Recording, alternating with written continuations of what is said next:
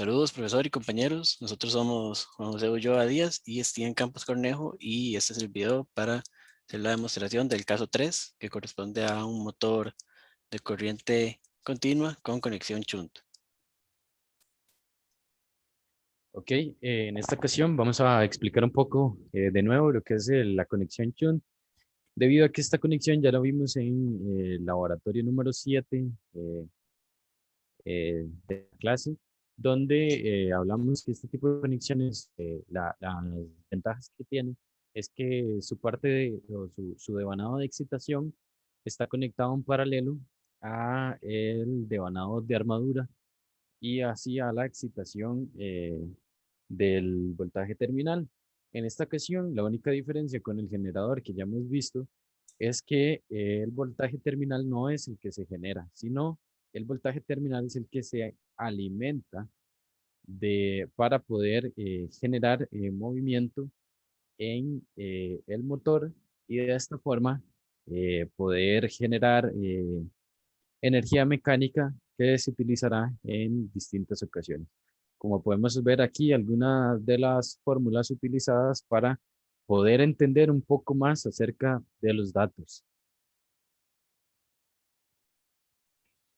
Bueno, el caso fue realizado en el software LabVolt y se utilizaron varios módulos, como lo son la fuente de alimentación trifásica, que con esta es con la que se alimenta el motor. Luego tenemos el motor de corriente continua, el dinamómetro y la interfaz de adquisición y control de datos.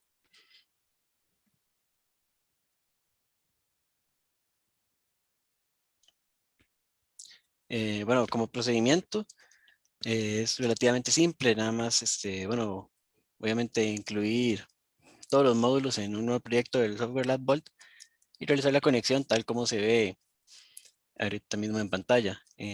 Algunas cosas importantes que recordar es utilizar la parte del motor que corresponde a la conexión shunt, que es lo que está abajo a la izquierda, y bueno, los diferentes instrumentos de medición que tenemos ahorita son los cables verde agua, corresponden a un multímetro que está midiendo el voltaje terminal, y luego a la derecha de este tenemos dos amperímetros. El primero de ellos está midiendo la corriente de campo y el segundo la corriente de salida en el motor. Luego, el procedimiento que se requiere para la generación de las gráficas es variar el voltaje de armadura de manera que se generen cambios en la velocidad, y posteriormente todos estos datos se van recopilando para hacer un gráfico de velocidad contra torque. El torque en este caso va a ser constante, y bueno, los cambios en la velocidad se realizan mediante la perilla principal que está en la fuente de alimentación. Ok, ahora vamos a proceder a ver la conexión en la Volt. Como podemos ver, se ejemplifica lo que dijo el compañero Ulloa hace unos segundos. Como podemos observar, se maneja 1.2 Newton metro de torque para esta ocasión, eh, debido a que así lo ejemplifica o expresa el enunciado, y se mantendrá este 1.2 Newton metro durante todo el experimento.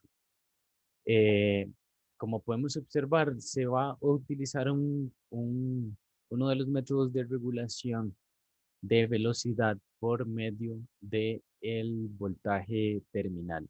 Este voltaje terminal se regula con la perilla de la fuente de alimentación para poder regular la velocidad del mismo. Hacia su vez, se podría utilizar también la variación en la resistencia de campo y así generar eh, un menor campo magnético que interactúe con los distintos devanados que tiene este motor. Pero por esta ocasión se tomó la decisión de utilizar la variación eh, en el voltaje terminal. Por el tipo de conexión, este voltaje también va a generar que el campo magnético disminuya, ya que este mismo voltaje alimenta tanto la parte del rotor como la parte del estator. Como podemos observar, si bajamos, bueno, podemos observar que tenemos un voltaje en este momento de 102 voltios, puede ser cualquiera.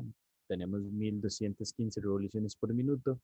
Si bajamos un poco, lo que sería el voltaje, podemos observar que las revoluciones por minuto van disminuyendo. Esto ejemplifica un poco las fórmulas que veíamos al inicio, debido a que el torque es constante, la única variable mecánica que se vería afectada sería la de la velocidad como tal. En esta ocasión, recordemos que no podemos exceder los 120 voltios que permite, según los datos de placa de este motor, no se pueden exceder, sino ya se dispararía el motor como tal, pero cabe mencionar que en los datos que veremos a continuación, 120 voltios como tal nos darían las 1250 revoluciones por minuto que son necesarias para, para la velocidad terminal que se necesita en este caso. Eh, Como se pueden observar, aquí tenemos los datos. Entre mayor sea el voltaje, mayor aumentará la velocidad, obteniendo así esta gráfica que vemos en pantalla. eh, Aumenta el voltaje, aumenta la velocidad y el torque se mantiene constante hasta llegar a los 1250 revoluciones. Finalmente, concluimos que el voltaje terminal es el método escogido para la regulación de velocidad con torque constante, ya que con este método se puede conseguir la velocidad deseada con una alta precisión al variar la tensión terminal. También se concluyó que mientras más aumente el voltaje, mayor será la velocidad del motor de corriente continua, ya que el campo de excitación va a incrementar, generando más voltaje en la armadura, induciendo así un aumento en la velocidad. Ok, finalmente, para obtener la velocidad de 1250 revoluciones por minuto es necesario utilizar 120 voltios de voltaje terminal. De esta forma concluimos el caso número 3. Muchas gracias. Gracias.